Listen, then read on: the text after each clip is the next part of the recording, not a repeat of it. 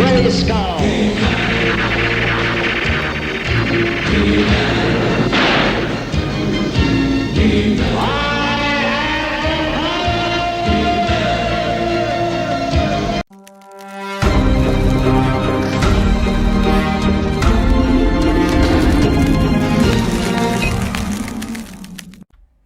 Hey, what's up, everybody? Jasper Gonzo here. Another What's Next.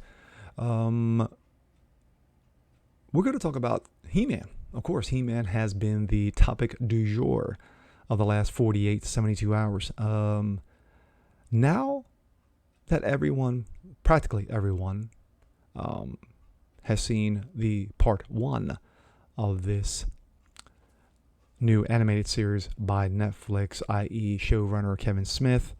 And speaking of Kevin Smith is getting roasted right now. He is getting ratioed to death right now because of those of us, who actually remember He-Man, watching and growing up with it, are a little miffed. And it's showing. Rotten Tomatoes is getting blasted right now with some of its lowest reviews regarding an animated series. And Kevin Smith has a little response for that. Let's take a look. This comes out of CBR. Kevin Smith's Master Universe audience rating is being review bombed. Netflix and Kevin Smith's Master Universe Revelation is being review bombed by fans. Part 1, which premiered on July 23rd, has a Rotten Tomatoes rating of 97 from official critics after 31 reviews. However, the audience score sits just at 42 at 81 reviews. And initially, it came out at 27% within its first 24 hours.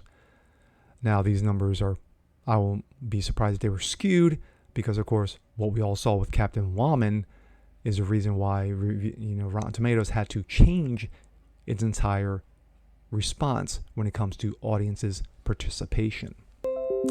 While some of these reviewers offer constructive criticism of the series, its apparent lack of He-Man, despite being marketed as a He-Man show, others simply appear out for blood. Quote, bland as bland could come. It brought nothing new, but insults to character destruction. It failed to glue me to my seat and never got close to hold me to the edge of it either. Everything and more of what have been criticized about this failure can be clearly seen in this me, a hard pass. Okay, well, we can tell grammar was not one of this guy's strengths, but you get the gist. Another one. If I could give less than half a star, I would. Also, why are He-Man's nipples so close to his armpits? They did a Sailor Moon in his transformation. Yeah. And for a second thought, I was going to see his sword. It's He-Man without He-Man, and has plenty of estrogen-filled fight scenes. Go woman. Another. It might as well be She-Ra. Congrats, K. Smith, for shiting on a great show. Maybe you should go back to being Silent Bob. Insert middle finger. Yikes. Announced in 2019, it serves as a follow-up to the beloved 80s series cartoon. Quote, narratively, our show is set up as the next episode in the legacy 80s animated series that aired from 83 to 85, which, of course, Kevin Smith said it was 1981. But anywho, Smith said in May, this is a continuation of that story. We're playing with the original mythos and characters, revisiting and digging deeper into some of the unresolved storylines. Let me move on to this. This also is from CBR. Kevin Smith has a message for angry fans. Grow the F up. Kevin Smith, the mind behind the new He-Man series on Netflix, has some harsh words for the angriest of the critics of his new show.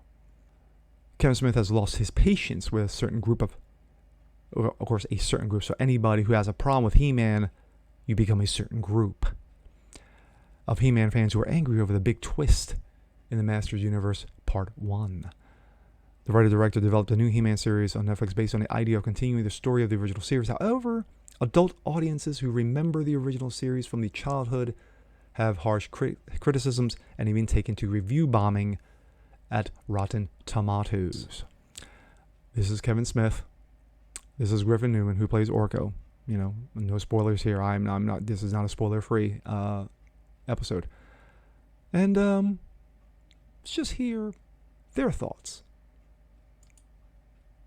what we were trying to do, of course, was the key to telling an extended He-Man story. If we were telling He-Man episodics like they did with He-Man and the Masters Universe, everything just resets at the end of the episode. Obviously, we're telling one long episode that's chopped into story, chopped into chapters. The key to the story is basically it's keep away. You have to keep away with the sword. Like whoever gets the fucking sword becomes the master of the universe.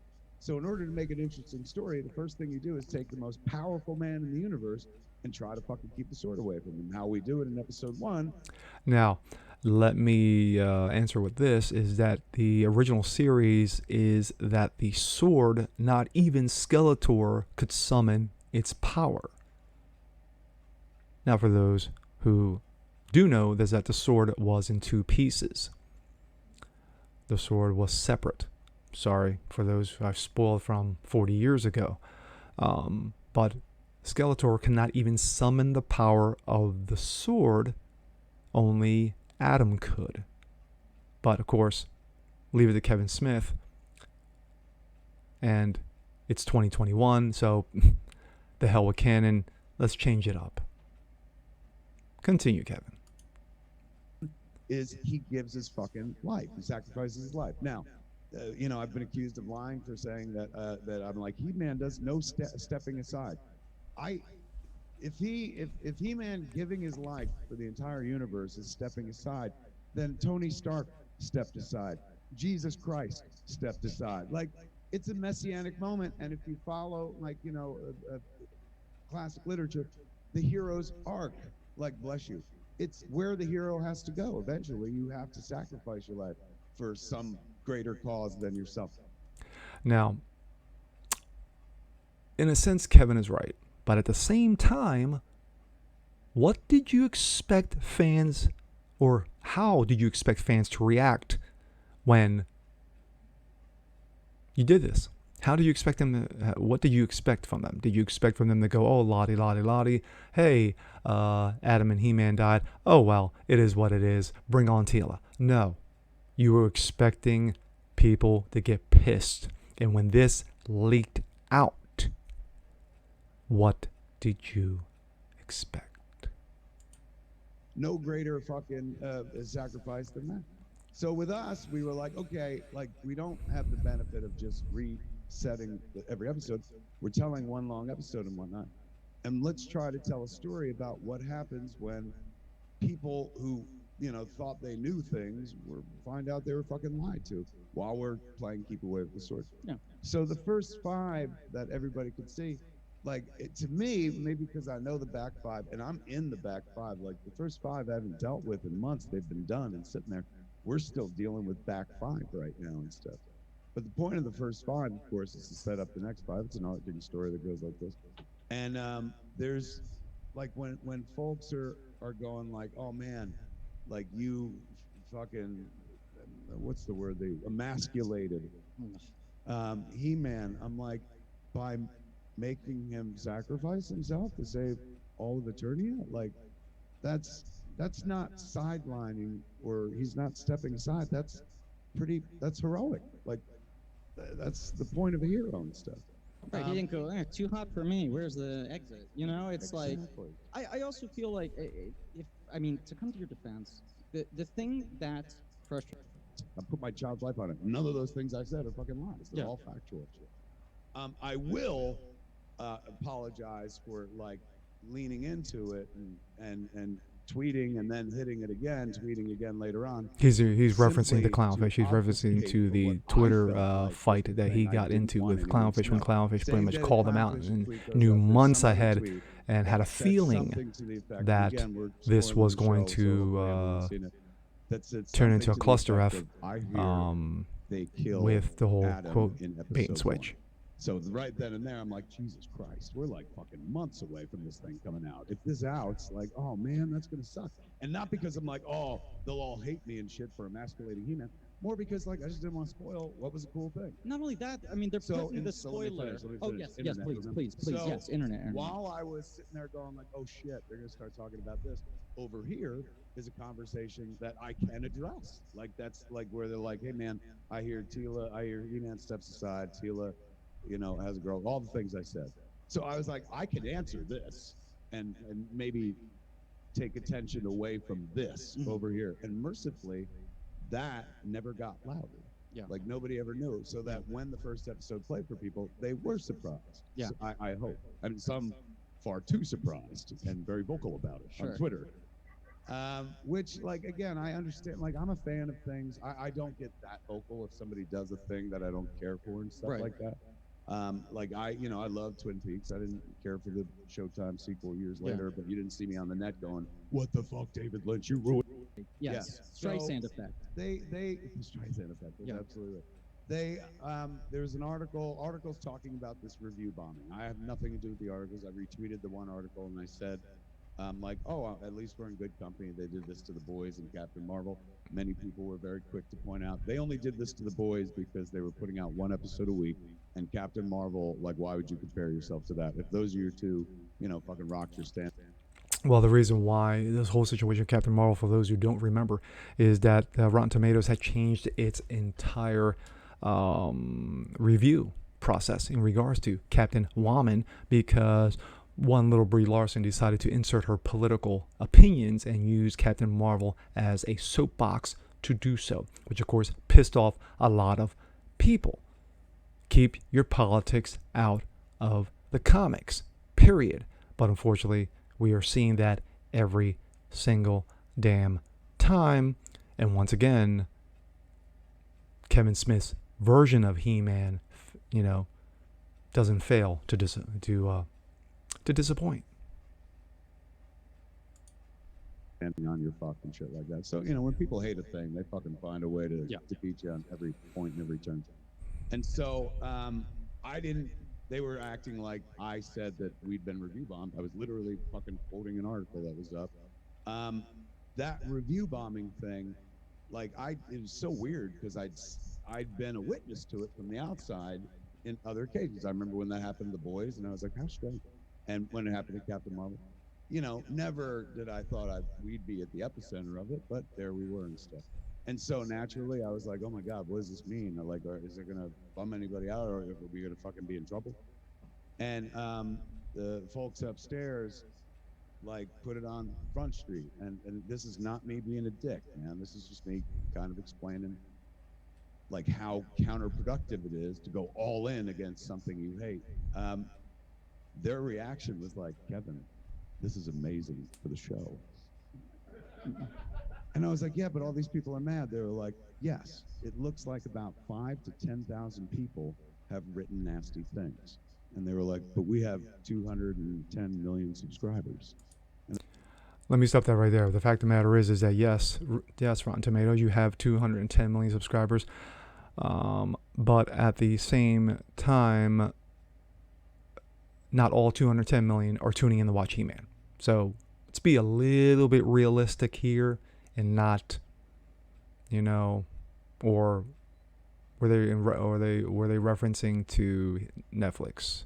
Not sure. He just goes right into a conversation, but either or, not everyone is watching He-Man at that moment in time. So, yeah, it's a little bit disingenuous to basically say, well, it's only this amount of people, but this amount of people are okay with it. No. Stop with the bullshit. And I was like, oh, so mathematically we're safe? They're like, safe as kittens. So like, you can do it, and I ain't trying to stifle anybody's freedom of speech. Absolutely, go ahead and stuff. But it won't do what you think it's going to do. Yeah. I too, like them, was like, oh my God, this is a bad thing, and they were intending to do a bad thing. And I'm not saying it's a nefarious plot or bots and shit, but all the people, like, it's a little suspect that are, we're, what is it called? Fucking certified fresh. Yeah. And then our audience rating is like in the toilet and shit. Right. But, so just so everyone. Yeah, because it's the audience members. Let's make this clear also. It's the audience members. It's we who watch the shows and the movies and give our reviews and ratings. It's we, not you, Kevin Smith, not you, Netflix, not you, Rotten Tomatoes, not you so-called critics, professional critics, which is actually bullshit. Because you guys are only assigned to watch these things. Why? Because of our reaction. It's we who watch the programs, not the critics, and not everybody the aforementioned. So, clarity. Conspiracy. I'm not saying that that's what I read. I don't know what to think at this point and shit like that. But All of it, and most of it is so positive, and All right, my thoughts. If I haven't sprinkled them throughout this segment, let's make it very clear. The fact of the matter is that when you hear that very last segment by Griffin Newman, who plays Orko in the series, they're mainly positive. Well, these are critics that are giving it meaning positive. These are critics. Remember Captain Wallman? They gave such praise. Or was it like 95, 97%? You know, Captain Wallman and those of us who hated it, who were giving our reviews for the trailer. We were like, you know what? Yeah, this is not working. No, why? Because Brie Larson decided to, 6 months prior to the first trailer, decided to insert her political opinions. And basically made an enemy out of herself, and still is an enemy of the state right now, even though, is Captain Wallman 2 coming out? Oh, that's right, it's not part of the Phase 4, so, yeah. But regarding the situation with Kevin Smith, is that I think that when you have the nonsense that it was leaked out, you have the nonsense that was being spewed out, and right now that those of us who have watched part 1, and I've said before, from a visual standpoint, it's very good. It's very good. To me, I think it's a grade below Castlevania. It's a grade below Zeus.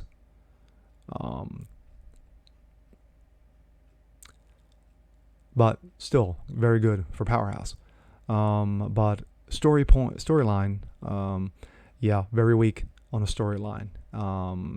You don't, and I understand, He-Man made a sacrifice.